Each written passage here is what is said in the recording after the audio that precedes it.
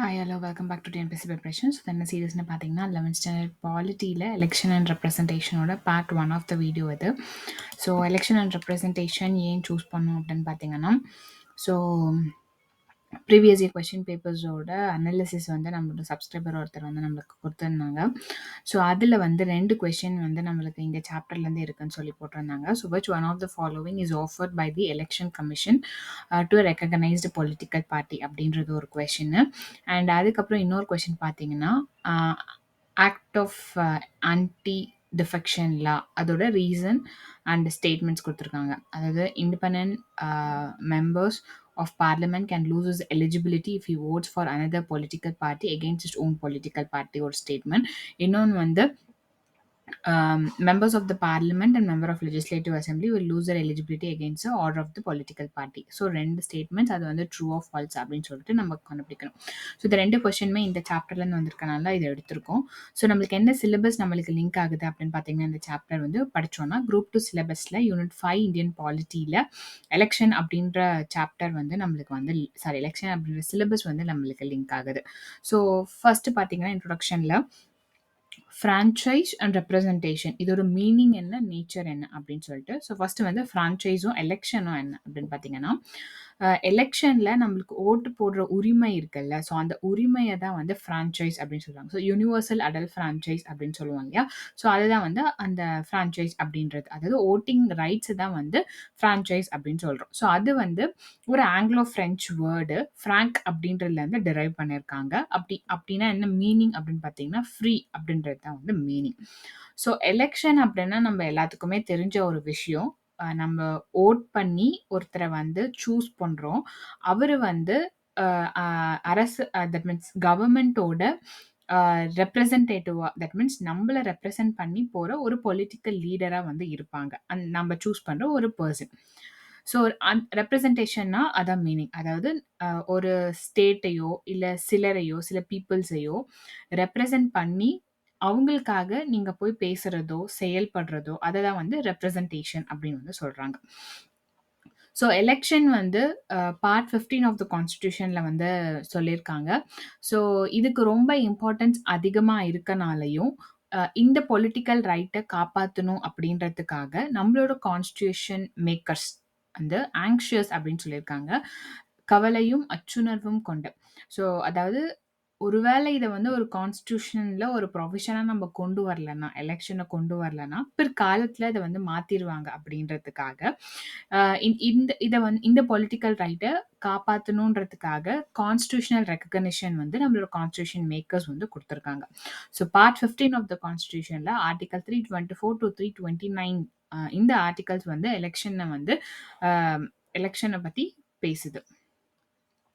So article 326 தான் வந்து லோக்சபாக்கும் விதான் சபானா ஸ்டேட் லெஜிஸ்லேட்டிவ் அசம்பிளி, ஒவ்வொரு ஸ்டேட்டில் இருக்க ஸ்டேட் லெஜிஸ்லேட்டிவ் அசம்பிளியும் எப்படி எலெக்ட் பண்ணணும் அப்படின்னா அந்த basis of adult suffrage. So election அப்படின்றது இப்போ இருக்கிறது மட்டும்தானா அப்படின்னு பார்த்தீங்கன்னா, இப்போ தான் இருக்கா அப்படின்னு பார்த்தீங்கன்னா, ரொம்ப முன்னாடியே வந்து ஏன்ஷியன்ட் ஏத்தன்ஸில் ரோமில் போப்பை செலக்ட் பண்ணும்போது ஹோலி ரோமன் எம்பரர்ஸ் இவங்களெல்லாம் செலக்ட் பண்ணும் போதெல்லாம் இருந்திருக்கு அப்படின்னு வந்து சொல்கிறாங்க. இந்த சமகாலத்தில் இருக்க இந்த ரெப்ரசன்டேஷன் கவர்மெண்ட்டோட ஆதிக்கம், அதாவது ஆதின்னா அதோட ஆரிஜின் வந்து எங்கே எமர்ஜ் ஆச்சு அப்படின்னா 17th செஞ்சுரியில் நார்த் அமெரிக்கன் யூரோப்ல இருந்து எமர்ஜ் ஆயிருக்கு. ஸோ இந்த ரெப்ரசன்டேட்டிவ் டெமோக்ரஸி அப்படின்றது அதில் எலெக்ஷன் அப்படின்றது ரொம்ப ரொம்ப முக்கியத்துவம் வாய்ந்தது. ஸோ நம்ம ஓட் பண்ணும் போது மட்டும்தான் நம்மளோட வாய்ஸ் வந்து அங்கே கேட்கப்படுது. அது வரைக்கும் அந்த ரெப்ரசன்டேட்டிவ்ஸ் என்ன பண்ணுறாங்களோ அந்த வாய்ஸை கேட்கும். ஸோ நம்ம ஓட்டிங்கில் தான் நம்மளுக்கு அவங்க பண்ணுறது கரெக்டா இல்லை அவங்க பண்ணுறது தப்பாக பண்ணுறாங்களா, அதனால நம்ம அவங்களுக்கு அடுத்த வாட்டி ஓட் போடல. ஸோ அந்த ஓட்டிங்கில் தான் நம்மளோட வாய்ஸ் வந்து நம்மளுக்கு வந்து வாய்ஸ் வந்து மற்றவங்களுக்கு வந்து கேட்கப்படுது அப்படின்னு சொல்கிறாங்க. ஸோ எலெக்ஷன் வந்து ரொம்ப இம்பார்ட்டண்ட் அப்படின்ற எவிடன்ஸ், அதாவது ரொம்ப இம்பார்ட்டன்ட் தான். ஸோ அது இம்பார்ட்டன்ட் அப்படின்ட்டு குடுக்குற எவிடன்ஸ் என்னன்னு பார்த்தீங்கன்னா, பொலிட்டிக்கல் பார்ட்டீஸ் வந்து இந்த வோட்டிங்க வந்து ஒடுக்கறதுக்காக சில சட்டங்களை இயற்றி, ஸோ தட் மக்கள் வந்து வோட் போட வரமாட்டாங்க. ஸோ மக்கள் வந்து வோட் போடக்கூடாது அப்படின்னு வந்து சட்டம் இயற்றுறாங்க அப்படின்னு வந்து சொல்றாங்க. ஸோ இந்த கவர்மெண்ட்ட ஃபார்ம் பண்ணணும், அரச வந்து அமைக்கணும் அப்படின்னா 2 அதோட கோர் இருக்கு. அது வந்து ஒண்ணு எலக்ஷன், இன்னொன்னு வந்து ரெப்ரசன்டேஷன். ஸோ டெமோக்ராட்டிக் எலக்டோரல் சிஸ்டம்ல இருக்க ரொம்ப எசென்ஷியல் தேவையான ஃபீச்சர்ஸ் அப்படின்னு பார்த்தீங்கன்னா, எப்போ வந்து ஒரு டெமோக்ராட்டிக் எலக்டோரல் சிஸ்டம் அப்படின்னு ஒண்ணு சொல்லுவோம் அப்படின்னா, இந்த ஃபீச்சர்ஸ் எல்லாம் இருந்துச்சுன்னா அப்படின்னு சொல்றாங்க. அதாவது வோட்டிங் எல்லாத்துக்குமே வந்து வோட் பண்றதுக்கான உரிமை இருந்துச்சுன்னா. ஸோ நெறைய ஹை லெவல் ஆஃப் பார்ட்டிசிபேஷன் இப்போ மக்கள் தொகை எவ்வளோ இருக்கோ, அந்த அதுக்கு எலிஜிபிளான வோட்டர்ஸ் எவ்வளோ இருக்காங்களோ, அந்த எலிஜிபிள் வோட்டர்ஸ வந்து பார்ட்டிசிபேட் பண்ணாங்க. அதனால தான் நமக்கு ஒவ்வொரு எலக்ஷன் முடிஞ்சப்புறம் இவ்வளோ பீப்பிள் வந்து வந்தாங்க. ஸோ இவ்வளோ பெர்சன்டேஜ் ஆஃப் வோட்ஸ் வந்து போல் பண்ணப்பட்டுச்சு அப்படின்னு வந்து அந்த பார்ட்டிசிபேஷன் வந்து ஹை லெவலா இருக்கணும். அண்ட் எலக்ஷன்ஸ் வந்து ரெகுலரா கண்டக்ட் பண்ணணும். ஸோ இப்போ எவ்ரி 5 இயர்ஸ் வந்து எம்எல்ஏ எலக்ஷன் நடக்கணும். ஸ்டேட் லெஜிஸ்லேட்டிவ் அசெம்பிளி நடக்கணும்னா, எவ்ரி 5 இயர்ஸ் ரெகுலரா நடந்துட்டு இருக்கணும். அதே மாரி ஓட்ஸ் ஒவ்வொருத்தரோட ஓட்டுமே வந்து ஈக்குவல் வேல்யூவா இருக்கணும். ஸோ ஒரு சிலர் போடுறது வந்து அதிகமான வேல்யூ, ஒரு சிலர் போடுற ஓட் வந்து கம்மியான வேல்யூ அப்படி இருக்கக்கூடாது. ஈக்குவல் ஓட்ஸா வந்து இருக்கணும். ஸோ மைனாரிட்டீஸோட இன்ட்ரெஸ்ட்டையும் மதிக்கணும். மெஜாரிட்டியோட வில் அவங்க என்ன நெனைக்கிறாங்களோ அதையும் அச்சீவ் பண்ணணும். மேக்ஸிமம் பாசிபிள் ஃப்ரான்சைஸ்னா மேக்ஸிமம் அதாவது எவ்வளோ ஓட்ஸ் இருக்கோ அது எல்லாத்தையுமே வந்து அச்சீவ் பண்ற மாரி இருக்கணும் அப்படின்னு வந்து சொல்றாங்க. இதுல வந்து most essential features of a democratic system. Election அப்படின்றது நம்ம ஏன் வேணும் அப்படின்னு நெனைக்கிறோம்? ஸோ ஒரு டெமோக்ரசி அதாவது இமேஜின் பண்ண சொல்றாங்க. ஒரு டெமோக்ரசி இருக்கு, எலக்ஷன் இல்லாம இருக்கு அப்படின்னு வந்து வச்சுக்குவோம். ஸோ எலக்ஷன் இல்லாம இருந்துச்சு அப்படின்னா, அந்த மக்களோட பவர் வந்து எப்படி பாசிபிள் அப்படின்னா, எலக்ஷன் இல்லாம ஸோ மக்களோட பவர் வந்து எப்படி பாசிபிள் அப்படின்னா, எல்லா மக்களுமே வந்து ஒண்ணு கூடி ஒவ்வொரு நாளுமே வந்து அந்த முடிவ எடுக்கிறதுக்காக டிஸ்கஸ் பண்ணணும். ஸோ இன்கேஸ் எலக்ஷன் இல்லன்னா, நம்ம ரெப்ரசன்டேஷன சூஸ் பண்ணி அந்த போகல அப்படின்னா, நம்ம எல்லாருமே சேர்ந்து தான் அந்த டெசிஷன வந்து மேக் பண்ணணும். ஸோ இது வந்து எப்போ சூட்டபிள் இல்ல அப்படின்னு பார்த்தீங்கன்னா, ஒரு லார்ஜ் கம்யூனிட்டி. இதே ஒரு 10 பேர் தான் இருக்கோம் அந்த நாட்ல. ஸோ அந்த 10 பேர் தான் இருக்கோம் அப்படின்னும்போது, அந்த 10 பேர் டெய்லி உட்காந்து அவங்களோட என்னென்ன டெசிஷனோ அத எடுத்துக்கலாம். பட் ஒரு பெரிய கம்யூனிட்டி, லார்ஜ் கம்யூனிட்டியா இருக்கும்போது, டெய்லியுமே வந்து இந்த டெசிஷன் எடுக்கிறதுக்கே வந்து எல்லாரும் அவங்களோட டைமையும், அவங்களோட நாலேட்ஜையும் யூஸ் பண்ண முடியாது. அதே மாரி எல்லாத்துக்கும் எல்லா முடிவுகளும் எடுக்கக்கூடிய அந்த டைம் அண்ட் நாலேட்ஜ் வந்து இருக்காது. ஸோ இந்த மாரி ஒரு சிச்சுவேஷன்ல எலக்ஷன் அப்படின்றது வந்து தேவ. ஸோ எலக்ஷன் இல்லாம ஒரு டெமோக்ரஸிய வந்து நம்ம வச்சிருக்க முடியாது. ஸோ மக்களுக்கு அவங்களோட ரெப்ரசன்டேட்டிவ்ஸ புடிச்சிருக்கா? புடிக்கலையா? அ இல்ல வந்து மக்களோட ஆசைய அந்த ரெப்ரசன்டேட்டிவ்ஸ் பூர்த்தி பண்றாங்களா? ஸோ மக்களுக்கு வந்து இதுக்கு மேல இந்த ரெப்ரசன்டேட்டிவ்ஸ் வேணாம் அப்படின்னா, அவங்க என்ன பண்ணலாம்? ஸோ இந்த கேள்விகளுக்கான பதிலா தான் வந்து எலக்ஷன் வந்து இருக்கு. அட் தி சேம் டைம் அந்த ரெப்ரசன்டேட்டிவ்ஸ சூஸ் பண்றது வந்து ரெகுலர் இன்டர்வல்ஸா இருக்கு. இன்கேஸ் இப்ப நான் சூஸ் பண்ற ஒரு ரெப்ரசன்டேட்டிவ் எனக்கு ஒழுங்கா பண்ணல அப்படின்னா, அடுத்த 5 வருஷத்துல அவங்கள வந்து அ அ வேற ரெப்ரசன்டேட்டிவ நம்ம வந்து சூஸ் பண்ணுவோம். ஸோ நம்பளுக்கு நம்மளோட அ விஷஸ வந்து பூர்த்தி பண்றவங்க யாரு அப்படின்னு நம்ம செலக்ட் பண்ணி சூஸ் பண்றவங்க தான். ஸோ ஒரு ரெப்ரசன்டேட்டிவ் கவர்மெண்ட்ல ரொம்ப தேவையான ஒண்ணு அப்படின்னா, அது வந்து எலக்ஷன் தான். ஸோ மோஸ்ட் டெமோக்ரசிஸ்ல வந்து மக்கள் தான் வந்து ரூல் பண்றாங்க. ரெப்ரசன்டேட்டிவ்ஸ் மூலமா வந்து ரூல் பண்றாங்க. ஸோ ஒரு எலக்ஷன் அப்போ ஓட்டு போடுறவங்களுக்கு என்ன சாய்ஸஸ் வந்து இருக்கு? ஸோ நம்ம வந்து யாரு நம்மளோட சட்டத்த வந்து இயற்றலாம் அப்படின்னு சூஸ் பண்றதுக்கான சாய்ஸ் வந்து நம்மளுக்கு இருக்கு. யாரு ஆட்சி அமைக்கலாம்? யாரு வந்து அந்த பெரிய டெசிஷன்ஸ வந்து எடுக்கலாம்? அப்படின்ற சூஸ் பண்றதுக்கான சாய்ஸும் நம்மளுக்கு வந்து இருக்கு. அதே மாரி அம் அ எந்த பார்ட்டியோட அ பாலிசிஸ் வந்து அ அ எந்த பார்ட்டியோட அந்த ஐடியாலஜிஸ் வந்து பாலிசிஸ வந்து கைட் பண்ணும்.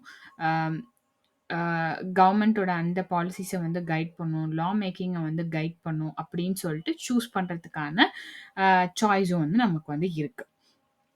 ஸோ சீஃபாலஜி அப்படின்னு ஒண்ணு சொல்றாங்க. சீஃபாலஜி அப்படின்னா, எலக்ஷன பத்தின ரிசல்ட்டும், எலக்ஷனோட ஸ்டாட்டிஸ்டிக்ஸ பத்தியும் படிக்கிற ஒரு ஸ்டடிய தான் வந்து சீஃபாலஜி அப்படின்னு சொல்றாங்க. ஒரு எலக்ஷன டெமோக்ராட்டிக்கா மாத்துறது அப்படின்றது எது? அப்படின்னு கேட்குறாங்க. ஸோ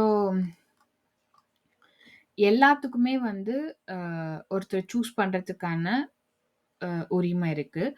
எப்படின்னா, ஓட்டு மூலமா. ஒவ்வொரு ஓட்டுமே வந்து ஈக்குவலான ஒரு வேல்யூ வந்து இருக்கு. ஸோ ஓட்டு போடுறவங்களுக்கும் கேண்டிடேட்ஸ் ஓட்டு போடுறவங்களுக்கு பார்ட்டிய சூஸ் பண்றதுக்கான சாய்ஸஸ் வந்து குடுக்குறாங்க. அதே மாரி கேண்டிடேட்ஸும் வந்து அ எந்த கேண்டிடேட் வேணா எலக்ஷன்ல வந்து கன்டெஸ்ட் பண்ணலாம். தட் மீன்ஸ் எவ்ரி வோட்டர்ஸ் வந்து அ கேண்டிடேட்டா நிக்கலாம்.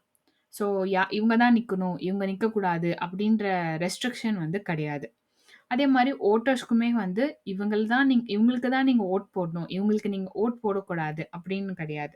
ஸோ வோட்டர்ஸ்க்கு வந்து அவங்க ஒரு ரியல் சாய்ஸ் இருக்கு. எந்த பார்ட்டிய சூஸ் பண்ணணும் அப்படின்றது. அதே மாரி அந்த அ குடுக்குற சாய்ஸஸுமே வந்து ரெகுலர் இன்டர்வல்ஸ்ல வந்து இருக்கு. அதுதான் வந்து எலக்ஷன் மூலமா எவ்ரி ஃபியூ இயர்ஸ்க்கு வந்து எலக்ஷன்ஸ வந்து கண்டக்ட் பண்றாங்க. ஸோ மக்களுக்கு புடிச்ச கேண்டிடேட்ட தான் வந்து எலக்ட் பண்றாங்க, தேர்ந்தெடுக்குறாங்க. வின்னரா வந்து அனவுன்ஸ் பண்றாங்க. ஆம். ஸோ அவங்க வந்து மக்களோட விஷஸ வந்து பூர்த்தி பண்றாங்க. ஸோ எலக்ஷன் எப்படி இருக்கணும் அப்படின்னா, ஃப்ரீ அண்ட் ஃபேர் எலக்ஷனா வந்து இருக்கணும்.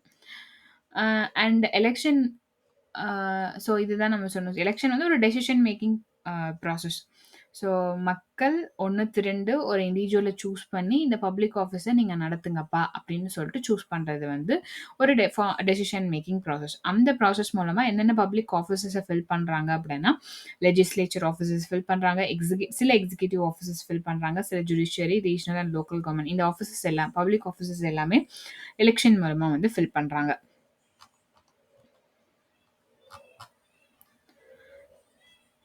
ஸோ ரெப்ரசன்டேஷனோட types. Representation or reservation of கான்ஸ்டிட்யூயன்சியோட ஒரு டைப்ஸ். ஸோ ஃபர்ஸ்ட்டு பார்த்தீங்கன்னா, plurality or majority system. So plurality or majority சிஸ்டமோட பிரின்சிபல் வந்து ரொம்ப சிம்பிள் தான். ஸோ ஓட் போட்டு முடிச்சதுக்கப்புறம் மெஜாரிட்டி ஓட்ஸ் யார் எந்த கேண்டிடேட் ஆர் எந்த பார்ட்டி வின் பண்ணியிருக்காங்களோ, அவங்க தான் வின்னர்ஸா வந்து டிக்ளேர் பண்றோம். ஸோ இந்த இந்த தட் மீன்ஸ் மெஜாரிட்டி ஓட்ஸ் அப்படின்ற அந்த இம்ப்ளிமெண்டேஷன் வந்து டிஃபரெண்ட் டைப்ஸ்ல வந்து இருக்கு. 5 டைப்ஸ் சொல்லியிருக்காங்க. First past the post. So இந்த ஃபர்ஸ்ட் பாஸ் த போஸ்ட் தான் வந்து இந்தியால ஃபாலோ பண்றது. ரிமைனிங் டைப்ஸ் பார்த்தீங்கன்னா, block vote, party block vote, alternative vote, 2 round system. So first past the post system தான் வந்து நம்ம சொன்ன மாரி ப்ளூராலிட்டி ஆர் மெஜாரிட்டி சிஸ்டமோட சிம்ப்ளஸ்ட் ஃபார்ம். ஸோ இது வந்து கேண்டிடேட் சென்டர்ட் வோட்டிங்கா இருக்கும். கேண்டிடேட்க்கு நம்ம வந்து வோட் பண்ணுவோம். அதே மாரி ஒவ்வொரு டிஸ்ட்ரிக்ட்ஸ்க்கு ஒருத்தர் அப்படின்ற மாரி யூஸ் பண்ணுவோம். ஸோ பிரைமரிலி எங்க இருந்துச்சு அப்படின்னா, யுனைட்டட் கிங்டம் வந்து இருந்தது. அதே மாரி பிரிட்டன் வந்து நெறைய நெறைய கண்ட்ரீஸ வந்து காலனைஸ் பண்ணுச்சு இல்லையா? ஸோ அந்த இன்ஃப்ளூயன்ஸ் ஆன கண்ட்ரீஸ் எல்லாமே வந்து டைரக்ட்டா ஃபர்ஸ்ட் பாஸ் த போஸ்ட் சிஸ்டம்க்கே வந்து போய்க்கிட்டாங்க. ஸோ அலாங் வித் யுகே அந்த யுகேவோட சேர்ந்து கனடா, யுஎஸ், இந்தியாலயும் வந்து இந்த FPTP first past the post system இருக்கு. அது மட்டும் இல்லாம கரிபியன் சி சுத்தி இருக்க அந்த கரிபியன் கண்ட்ரீஸ், அதுக்கப்புறம் Nepal, Bangladesh, Burma and Malaysia. So இந்த கண்ட்ரீஸ்லயுமே வந்து அதாவது அது இல்லாம சவுத் பசிபிக்ல இருக்க ஸ்மால் ஐலேண்ட் கண்ட்ரீஸ். ஸோ இந்த கண்ட்ரீஸ்ல எல்லாத்துலயுமே வந்து இந்த first past the post system தான் வந்து ஃபாலோ பண்றாங்க. ஸோ இந்த வீடியோ இதோட முடியுது. இது உங்களுக்கு பிடிச்சிருந்தா லைக் பண்ணுங்க, ஷேர் பண்ணுங்க, சப்ஸ்கிரைப் பண்ணுங்க. தேங்க்ஸ் ஃபார் வாட்சிங்.